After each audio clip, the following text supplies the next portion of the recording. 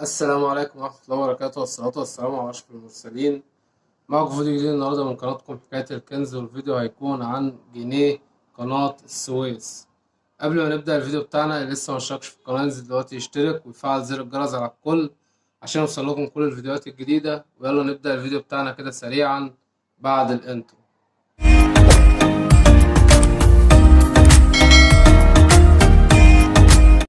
ورجعنا لكم تاني ومعانا الجنيه اهو، قناة السويس. ده بإصدار 2015. طيب الجنيه ده عليه أسعار كتير جدا، هل هي حقيقية ولا لأ؟ مبدئيا جنيه قناة السويس إصدار 2015 هو الجنيه متداول حاليا. طيب أي جنيهات معدنية ملهاش أي قيمة خالص ولا أسعار حاليا خالص لأنها لسه متداولة.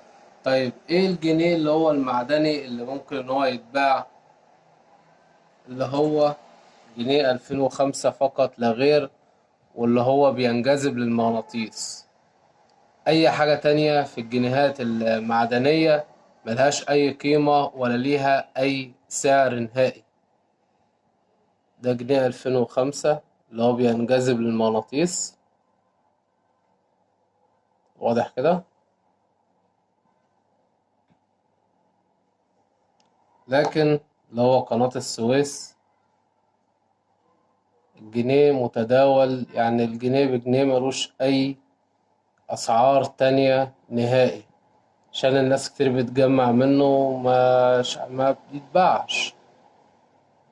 هو الجنيه بيتصرف عادي ومتداول عادي خالص، وملهوش أي أسعار تانية غير إنه جنيه. جنيه بجنيه معروف، تمام. محدش يصدق أي أسعار تانية غير الجنيه اللي هو 2005 اللي هو بينجذب للمغناطيس، وسعره ما بيطلعش عن 100 جنيه مصري. واللي بيشتريه اللي هو الهاوي اللي حابب إن هو يحتفظ بالجنيه اللي هو بينجذب للمغناطيس. طيب اللي ما بينجذبش للمغناطيس ملوش برضو أي قيمة نهائي غير إنه جنيه بجنيه، واضح كده. جنيه قناة السويس ملوش أي قيمة غير إنه جنيه بجنيه، وبيتصرف عادي ومتداول عادي خالص. لكن جنيه 2005 اللي هو بينجذب للمغناطيس هو ده اللي بيكون مطلوب، لأن الإصدارات اللي هي ما بينجذبش موجود منه كمية كبيرة جدا، لكن اللي بينجذب للمغناطيس بيكون موجود منه كمية قليلة، وبيكون ده اللي مطلوب، وسعره ما بيعديش 100 جنيه. واللي بيشتريه اللي هو حابب ان هو يحتفظ بيه كهاوي. طيب اللي معاه اي عملات وحابب ان هو يبيعها هيبيعها ازاي؟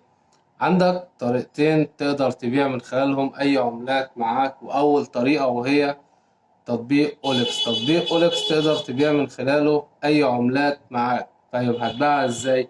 هتصور العملات اللي معاك، يعني لو معاك مثلا عملات القطعة عاملة 20 جنيه أو 25 جنيه، هتجمع 4 قطع أو 5 قطع مع بعض وتعمل بيهم إعلان ب100 جنيه مثلا. كده هتقدر إنك تخلص العملات اللي معاك وهتبيعها بطريقة سهلة جدا. طيب معايا بقية العملات ومش عارف ان انا ابيعها ازاي. هتبيع العملات، حابب انك تبيعها كده كلها على بعضيها.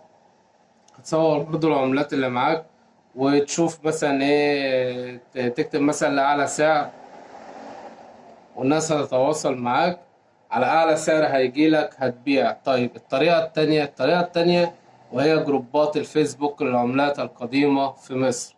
هتدخل تنضم برضو للجروبات دي وتصور العملات اللي معاك وش وظهر، صور واضحة، وتكتب بياناتها. وأهم حاجة برضو تحدد السعر. تحديد السعر هو اللي بيبيع العملات، لأن هتحط السعر اللي هو 1000 و2000 و3000 وعملاتك ما تعملش غير 100 جنيه أو 200 جنيه. ده المفروض إنك تحط السعر الحقيقي اللي أنت عايز تبيع بيه عشان المشتري يكلمك ويشتري عملاتك، تمام. طيب بالنسبة للعملات اللي هي النوادر والناس اللي حابة إن هي تدخلها مزاد، هتدخل عملاتك مزاد إزاي؟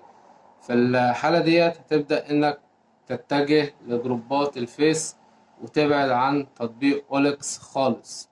طيب هبدأ المزاد ازاي؟ هتصور العملة اللي معاك وش وظهر، وتبدأ برضو تعمل المزاد بتاعك. لو العملة اللي معاك أكتر من 10,000 جنيه مثلا، تبدأ المزاد ب7,000 جنيه أو 8,000 جنيه، وتبدأ تخلي الرفعة يا ب200 يا ب300 جنيه، آخرك خالص 500 جنيه. وكده تخلي المزاد بتاعك متاح لمدة 48 ساعة عشان الجروب كله يقدر إن هو يشارك في المزاد. تمام. أهم حاجة بالنسبة لعملات النوادر، محدش ينظف العملات خالص بسلك مواعين، لأن اللي بيشتري عملات النوادر دي بتكون يعني بميزان وجرامات والحاجات دي كلها. سيب العملة زي ما هي وهتتباع زي ما هي. تمام. جنيه قناة السويس يا جماعة ملوش أي قيمة خالص غير إنه جنيه بجنيه. الجنيه اللي بيكون مطلوب وبيتباع ما بيعديش 100 جنيه مصري، اللي هو جنيه 2005 اللي بينجذب للمغناطيس. تمام. يا ريت اللي استفاد من الفيديو ما ينساش يدعمنا بلايك وسبسكرايب وتفعيل زر الجرس على الكل عشان يوصلكم كل الفيديوهات الجديدة. والسلام عليكم ورحمة الله.